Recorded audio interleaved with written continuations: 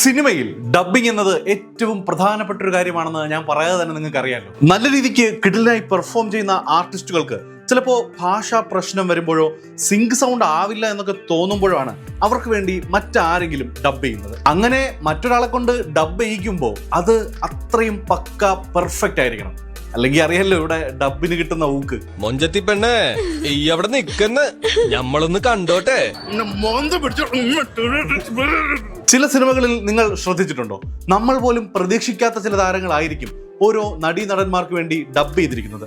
വളരെ കൺവിൻസിംഗ് ആയി ചെയ്ത ചില ഡബ്ബുകൾ. അപ്പൊ അതിനൊരു ഉദാഹരണമായിട്ട് പറയുകയാണെങ്കിൽ നമ്മുടെ നോട്ട്ബുക്ക് സിനിമയിലെ നായകൻ സ്കന്ദയ്ക്ക് ഡബ് ചെയ്തിരിക്കുന്നത് വിനീത് ശ്രീനിവാസനാണ്. അറിയാലോ, നമ്മൾ തന്നെ നമ്മുടെ മുന്നത്തെ വീഡിയോയിൽ ഇതിനെപ്പറ്റി സംസാരിച്ചിട്ടുണ്ട്. ഒരു അഭിനേതാവിന് മറ്റൊരു അഭിനേതാവ് ശബ്ദം കൊടുത്ത സിനിമകൾ.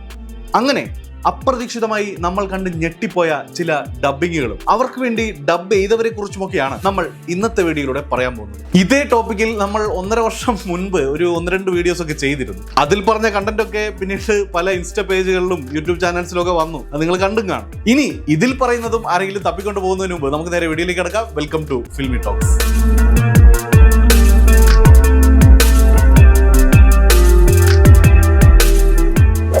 ആമേൻ. LJPയുടെ ആമേൻ. ആമേനിൽ മകരന്ദ് ദേശ്പാണ്ഡെ എന്നൊരു അന്യഭാഷാ നടൻ അഭിനയിച്ചിട്ടുണ്ട്. അതായത് നമ്മുടെ പോത്തച്ചൻ. ഫഹദിനൊപ്പം ഊത്തൂതി തോറ്റുപോകുന്ന പോത്തച്ചൻ. ഇതിനു മുകളിൽ ഇനി ഒന്നും വായിക്കാനില്ല എന്ന് പറയുന്ന പോത്തച്ചൻ. ഇതിനു മുകളിൽ ഇനി പോത്തച്ചന് വായിക്കാനില്ല. ഇതേ മകരന്ദ് തന്നെ 2 കൺട്രീസിൽ പട്ടേൽ കർജിയായി എത്തി. ഉല്ലാസ് എങ്ങനെ ഉണ്ടായിരുന്നു അരിക്കച്ചവടം? പൊടി പൊടിച്ചോ? ഇതേ പുള്ളി തന്നെ പുലിമുരുകനിൽ വന്ന് ലാലേട്ടനെ ഇങ്ങനെ ചേർത്ത് പിടിക്കാൻ പറഞ്ഞിട്ട് പോയി. ഇവനെ വിട്ട് കളയരുത്, ഇങ്ങനെ ചേർത്ത് പിടിച്ചു. പുള്ളിയുടെ ഈ സീനുകളും ഡയലോഗുകളും ഒക്കെ അന്നേ തിയേറ്ററിൽ വൻ റെസ്പോൺസ് നേടിയ, ഇപ്പോഴും മീമുകളിലൊക്കെ നിറഞ്ഞു നിൽക്കുന്ന ഡയലോഗുകളാണ്. എന്നാൽ ഈ ഡയലോഗുകളൊക്കെ പറഞ്ഞിരിക്കുന്നത് ഇദ്ദേഹമല്ല. മകരന്ദ് ദേശ്പാണ്ഡെക്ക് മലയാളം അറിയില്ല. പിന്നെ ആരുടെ ഇതൊക്കെ പെർഫെക്റ്റ് ആയി ഇയാൾക്ക് ഡബ് ചെയ്തതെന്ന് ചോദിച്ചാൽ ഡബ് ചെയ്തിരിക്കുന്നത് ഒരു നടനാണ്. ആള് നിങ്ങൾക്കറിയും. എന്തെങ്കിലും ഒരു ഗസ് ഉണ്ടോ? ആമേനിലും 2 കൺട്രീസിലും പുലിമുരുകനിലും ഒക്കെ അതിഗംഭീരമായി ഡബ് ചെയ്ത് മകരന്ദ് ദേശ്പാണ്ഡെ എന്ന ഈ നടന്റെ തന്നെ ഐഡന്റിറ്റി ആയി മാറിയ ശബ്ദം. അതിന്റെ ഉടമ ദേ കാണ്.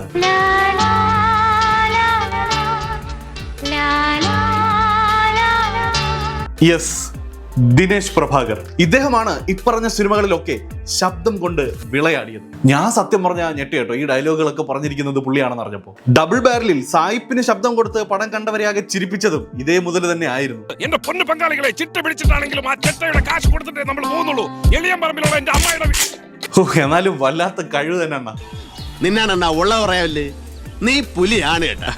ഇനി എന്നെ ഞെട്ടിച്ചൊരു നായിക ഡബിങ്ങിനെ കുറിച്ച് പറയാം. ഞെട്ടിയെന്നൊക്കെ പറഞ്ഞാൽ പടം ഫസ്റ്റ് ടൈം കണ്ടപ്പോൾ മറ്റൊരാളാണ് ഇത് ഡബ് ചെയ്തിരിക്കുന്നതെന്ന് മനസ്സിലായേ ഇല്ല. പക്ഷേ വീണ്ടും OTTയും DVD ഒക്കെ വന്ന ശേഷം കണ്ടപ്പോഴാണ് ഞെട്ടിയത്. സിനിമ രാമന്റെ ഏദൻ തോട്ടം. രഞ്ജിത്ത് ശങ്കറിന്റെ സംവിധാനത്തിൽ 2017 പുറത്തിറങ്ങിയ സിനിമയാണ് രാമന്റെ ഏദൻ തോട്ടം. ഈ സിനിമയുടെ തിരക്കഥാകൃത്തും സംവിധായകനും പ്രൊഡ്യൂസ് ചെയ്തിരിക്കുന്നതും എല്ലാം ഒരാൾ തന്നെയാണ്, രഞ്ജിത്ത് ശങ്കർ. അനു സിത്താരയുടെ ഗംഭീര പ്രകടനം കണ്ട ഈ സിനിമയിൽ അനു സിത്താര അല്ല ഡബ് ചെയ്തിരിക്കുന്നതെന്ന് അറിഞ്ഞപ്പോ ഞാൻ ഞെട്ടി മാമ. കാരണം അത്രയ്ക്ക് പെർഫെക്റ്റ് ആയിരുന്നു ഈ സിനിമയിലെ അനു സിത്താരയുടെ ഡബിങ്. ആ പവർഫുൾ പെർഫോമൻസിന് പവർ കൂട്ടി നൽകിയ ശബ്ദം. ആ പവർഫുൾ ശബ്ദം അനു സിത്താരയുടേതല്ല, മറ്റൊരു നടിയുടേതാണ്. കുറച്ചുപേർക്കൊക്കെ ആളെ പിടിയിട്ട് കാണുമല്ലേ. ശിവദ. ഇതൊന്ന് കണ്ടു നോക്ക്. ഇനി ആ വീട്ടിലേക്ക് തിരിച്ചു വന്ന് എനിക്ക് എൽവിസിന് എന്നോടുള്ള വെറുപ്പ് കൂടുതൽ. ഈ പടം ആദ്യമായി കണ്ട ആരും ഇത് ശിവതയാണ് ഡബ് ചെയ്തിരിക്കുന്നതെന്ന് കരുതിയിട്ടുണ്ടാവില്ല. കാരണം അമാതിരി പെർഫെക്ഷനിലാണ് പുള്ളിക്കാരി അനു സിത്താരയ്ക്ക് വേണ്ടി ഡബ് ചെയ്തിരിക്കുന്നത്. കാണുന്ന പ്രേക്ഷകർ കൺവിൻസ് ആയി പോകുന്ന തരത്തിലാണ് പുള്ളിക്കാരി ഡബ് ചെയ്ത് വെച്ചിരിക്കുന്നത്. മാലതി എന്ന കഥാപാത്രത്തിന്റെ ഓരോ ഇമോഷനും വളരെ ഭംഗിയായി തന്നെ അനു സിത്താര ചെയ്തിട്ടുണ്ട്. ആ ഇമോഷൻസ് ഒക്കെ അതുപോലെ ഉൾക്കൊണ്ട് അനു സിത്താരയുടെ പെർഫോമൻസിനെ തന്നെ മറ്റൊരു ലെവലിലേക്ക് ഉയർത്തിയ ഗംഭീര ഡബിങ്. ശിവദ മികച്ചൊരു നടി മാത്രമല്ല, നല്ലൊരു ഡബിങ് ആർട്ടിസ്റ്റ് കൂടിയാണെന്ന് ഈ സിനിമയിലൂടെ തെളിയിച്ചു. ജേക്കബിന്റെ സ്വർഗരാജ്, വിനീത് ശ്രീനിവാസന്റെ നിവിൻ പോളി ചിത്രം. ഇതിൽ നിവിന്റെ അമ്മച്ചിയായി അഭിനയിച്ചിരിക്കുന്നത് ലക്ഷ്മി രാമകൃഷ്ണനാണ്. സിനിമയിലുടനീളം കിടക്കാച്ചി ഡയലോഗുകളുള്ളൊരു അമ്മ കഥാപാത്രം. വളരെ സ്ട്രോങ് ആയ അമ്മ, ധൈര്യപൂർവ്വം ഡിസിഷൻസ് എടുക്കാൻ കഴിവുള്ള അമ്മ, പറയാനുള്ളത് മുഖത്ത് നോക്കി വെട്ടിത്തുറന്നു പറയുന്ന അമ്മ. ഒളിയും മറയൂലാതെ സംസാരിക്കുന്നവരെ ആളുകൾ വിശ്വസിക്കും, കൂടെ നിൽക്കും, നിന്റെ പപ്പയോടൊപ്പം നിന്നതുപോലെ. ഈ സിനിമയിലെ പുള്ളിക്കാരിയുടെ പല ഡയലോഗുകൾക്കും തിയേറ്ററിൽ വൻ റെസ്പോൺസ് ആയിരുന്നു.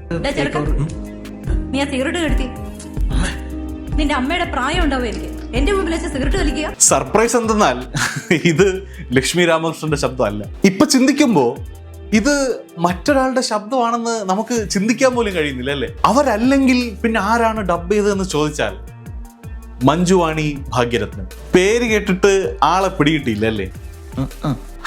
ആളെ നിങ്ങൾക്കറിയാം, നിങ്ങൾക്ക് എല്ലാവർക്കും അറിയാം. ഒരൊറ്റ സീനിലൂടെ മലയാള സിനിമയിൽ തന്നെ ചർച്ചാ വിഷയമായ മുഖം. പുള്ളിക്കാരി അഭിനയിച്ച ആ ഒരൊറ്റ സീനിന്റെ പൊളിറ്റിക്കൽ കറക്റ്റ്നെസിനെ കുറിച്ചുള്ള ചർച്ചകൾ ഇപ്പോഴും ഒടുങ്ങിയിട്ടില്ല. ആക്ഷൻ ഹീറോ ബിജു എന്ന സിനിമയിൽ ഓട്ടോക്കാരന്റെ കാമുകിയായി വന്ന ഈ സീനിൽ നമ്മൾ കണ്ട അതേയാൾ മഞ്ജുവാണി ഭാഗ്യരത്നം. വൃത്തിയോട്ടനോട് കഴിഞ്ഞോട് പറഞ്ഞതാണ് എന്റെ പുറകെ നടക്കരുത്, എന്നെ ശല്യം ചെയ്യരുതെന്ന്. എന്നിട്ട് ഇയാൾ ഇന്ന് കാണിച്ചതെന്ന് അറിയാമോ? ഞാൻ ബസ്സിൽ പോകുമ്പോൾ സിനിമ സ്റ്റൈലിൽ വന്ന് ബസ് തടഞ്ഞു നിർത്തി എന്റെ കൈ പിടിച്ച് വലിച്ചിറക്കിയേക്കണേ. ഇതേ മഞ്ജുവാണിയാണ് ജേക്കബിൽ അമ്മച്ചിക്ക് ശബ്ദം നൽകിയിരിക്കുന്നത്. ഞാൻ ഈ ദുഷ്ടനോട് 1000 തവണ പറഞ്ഞതാണ് നിർത്താം, നമുക്ക് നിർത്താം, ഈ വിളിയും ചിരിയൊക്കെ നിർത്താന്ന് പറഞ്ഞാൽ ഇതൊന്നും ഒഴിഞ്ഞു പോവണ്ടേ സാറേ? ഞാൻ ജേക്കബ് സക്കരയുടെ ഭാര്യ, നീ നിന്റെ അപ്പന്റെ മോനും, നമ്മളിത് വിൽക്കും. ട്രാൻസ്ഫോർമേഷൻ അല്ലേ ഇത്? ഒരു 1.5 ഡബ്ബിംഗ് ആയിപ്പോയി. ഇനി ഈ അടുത്ത് കണ്ട മറ്റൊരു ഡബ്ബിംഗ് അപാരത പറയാം. ടോവിനോ തോമസിന്റെ ARM അഥവാ അജയന്റെ 2ാം മോഷണം. ഇതും എന്നെ ഞെട്ടിച്ചൊരു നായിക ഡബ്ബിംഗ് ആണ്. ARMലെ നായിക കൃതി ഷെട്ടി ഒരു മലയാളി അല്ല എന്ന് നമുക്ക് എല്ലാവർക്കും അറിയാം. പക്ഷേ സിനിമ കാണുന്ന പ്രേക്ഷകന് അതൊട്ടും ഫീൽ ചെയ്യാത്ത തരത്തിലായിരുന്നു ഈ പടത്തിലെ പുള്ളിക്കാരിയുടെ ഡബ്ബിംഗ്. ശരിക്കും ഇത് പുള്ളിക്കാരിയുടെ സൗണ്ട് തന്നെ ആണെന്ന് തോന്നിപ്പോയവർ വരെ ഉണ്ട്. അത്രയ്ക്ക് ഭംഗിയായിട്ടാണ് ഈ സിനിമയിൽ കൃതിക്ക് വേണ്ടി മമിത ബൈജു ഡബ് ചെയ്തിരിക്കുന്നത്. യെസ്, മമിത ബൈജുവിന്റെ ശബ്ദമാണ് ARMൽ നമ്മൾ കേൾക്കുന്നത്. സാരല്ല, എനിക്ക് കാണാൻ തോന്നിയ ഞാൻ ഇനി ഉൾപ്പെടും. ഞാൻ തമാശയ്ക്ക് വിളിച്ചാട്ടോ. എന്തിനേറെ പറയുന്നു, സിനിമയുടെ ഔട്ട് കണ്ട ശേഷമാണ് ഈ പടത്തിൽ കൃതിക്ക് ഡബ് ചെയ്തത് മമിതയാണെന്ന് നായകൻ ടൊവിനോ വരെ അറിയുന്നത്. അത് അറിഞ്ഞപ്പോൾ തന്നെ പുള്ളി മമിതയ്ക്ക് മെസ്സേജ് അയച്ച കാര്യമൊക്കെ പുള്ളി തന്നെ ഈ ഇടയ്ക്ക് ഒരു ഇന്റർവ്യൂവിൽ പറഞ്ഞതുമാണ്. ഞാൻ അറിഞ്ഞത് റീസെന്റ് മമിതയുടെ അടുത്ത് ഞാൻ പറഞ്ഞു അടിപൊളിയായിട്ടുണ്ടോ ഇത്, you are also part of this movie. എന്ത് തന്നെ ആയാലും കൃതിയുടെ സ്ക്രീനിലെ ആ ഭംഗിക്ക് പുറമെ ശബ്ദത്തിനും ഒരു പ്രത്യേക ഭംഗി നൽകാൻ മമിത ബൈജുവിന് സാധിച്ചു. ഇനി പറയാൻ പോകുന്നത് ഒരു ജോ ആൻഡ് ജോ ഡബ്ബിംഗ് ആണ്. മറ്റാരുമല്ല, ജോമോൾ ജ്യോതികയ്ക്ക് വേണ്ടി കാതലിൽ. നമുക്ക് എല്ലാവർക്കും അറിയാം, നമ്മുടെയൊക്കെ ചെറുപ്പകാലത്ത് കണ്ട നായികമാരിൽ മറക്കാൻ പറ്റാത്തൊരു മുഖമാണ് ജോമോളുടേത്. നിറം, പഞ്ചാബി ഹൗസ്, ദീപസ്തംഭം, മഹാശരീരം തുടങ്ങി പണ്ടത്തെ ഒരുപാട് ഹിറ്റ് പടങ്ങളിലെ നായികയായിരുന്നു പുള്ളിക്കാരി. അങ്ങനെ കുറെ നാളുകൾക്ക് ശേഷം ജോമോൾ സിനിമയിൽ നിന്നൊക്കെ മാറി വ്യക്തി ജീവിതത്തിന് ഇമ്പോർട്ടൻസ് കൊടുത്തു തുടങ്ങി. പയ്യെ ഫിലിം ഇൻഡസ്ട്രി വിട്ടു. അതിന്റെ കാരണവും പുള്ളിക്കാരി തന്നെ ഈ ഇടയ്ക്ക് ഒരു ഇന്റർവ്യൂവിൽ പറയുന്നുണ്ട്. കല്യാണം കഴിഞ്ഞ് മക്കളായി, പിന്നെ മക്കളുടെ പഠിത്തം, സോ നമ്മുടെ പ്രയോറിറ്റി ഒബ്വിയസ്ലി മാറും.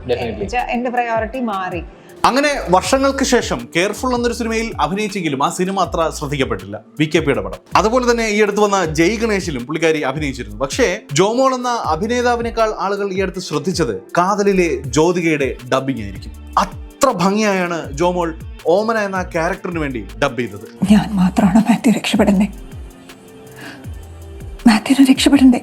ഒത്തിരി ലെയറുകളുള്ള ഓമന എന്ന കഥാപാത്രം, അധികം ഡയലോഗുകൾ ഇല്ലാതെ ഉള്ള ഡയലോഗുകൾക്കൊക്കെ അത്രയും ഇമ്പോർട്ടൻസ് ഉള്ളൊരു കഥാപാത്രം. ആ ഇമോഷൻസ് ഒക്കെ നൈസായി തന്റെ ശബ്ദത്തിൽ കൊണ്ടുവന്നു ജോമോൾ. ഇതിലെ മറ്റൊരു രസം എന്താണെന്ന് വെച്ചാൽ, ജോമോള് കുറെ സിനിമകൾ നായികയായിട്ട് അഭിനയിച്ചിരുന്നല്ലോ. ആ സമയത്ത് സ്വന്തം കഥാപാത്രത്തിന് പോലും സ്വന്തം ശബ്ദം കൊടുത്തിട്ടില്ല ജോമോൾ. ഡബ്ബിംഗ് ആർട്ടിസ്റ്റുകളായിരുന്നു അന്ന് ജോമോൾക്ക് വേണ്ടി ശബ്ദം നൽകിയിരുന്നത് സിനിമകൾ. എന്താല്ലേ, വലിയ കഷ്ടമുണ്ട് കേട്ടോ. ഇതിലും ഭേദം ആ പേന എങ്ങോട്ടെങ്കിലും വലിച്ചെറിഞ്ഞ് കളയുന്നായിരുന്നു.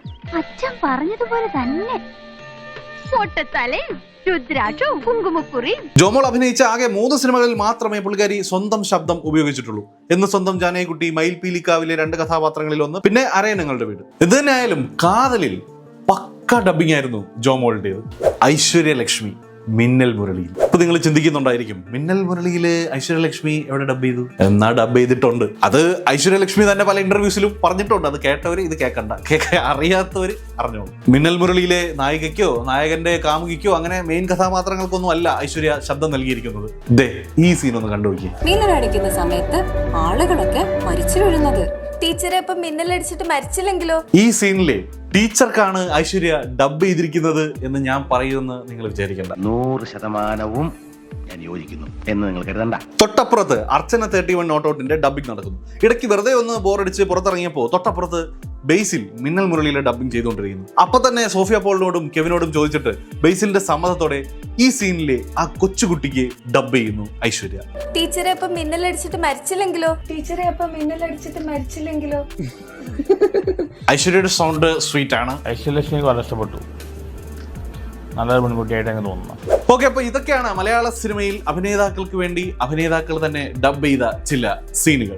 ഇനിയും ഇതുപോലെ ഒത്തിരി ഉണ്ട്. അതിൽ ഒരുപാടെണ്ണം നമ്മൾ ഇതിന് മുന്നത്തെ പല വീഡിയോസിലും പറഞ്ഞിട്ടുണ്ട്. അത് കാണാത്തവർ അതുകൂടി കണ്ടു നോക്കുക. ലിങ്ക് കമന്റിലും ഡിസ്ക്രിപ്ഷനിലും എല്ലാം ഇട്ടിരിക്കാം. ഇനി ഇതൊന്നും കൂടാതെ വേറെയും ഇൻട്രസ്റ്റിംഗ് ആയ ഡബ്ബിംഗ്സ് എന്തെങ്കിലും നിങ്ങളുടെ ശ്രദ്ധയിൽ പെട്ടിട്ടുണ്ടെങ്കിൽ അത് താഴെ കമന്റിൽ പറയുക. അപ്പോൾ മറ്റൊരു ഇൻട്രസ്റ്റിംഗ് വീഡിയോയുമായി വീണ്ടും വരാം. Okay, by.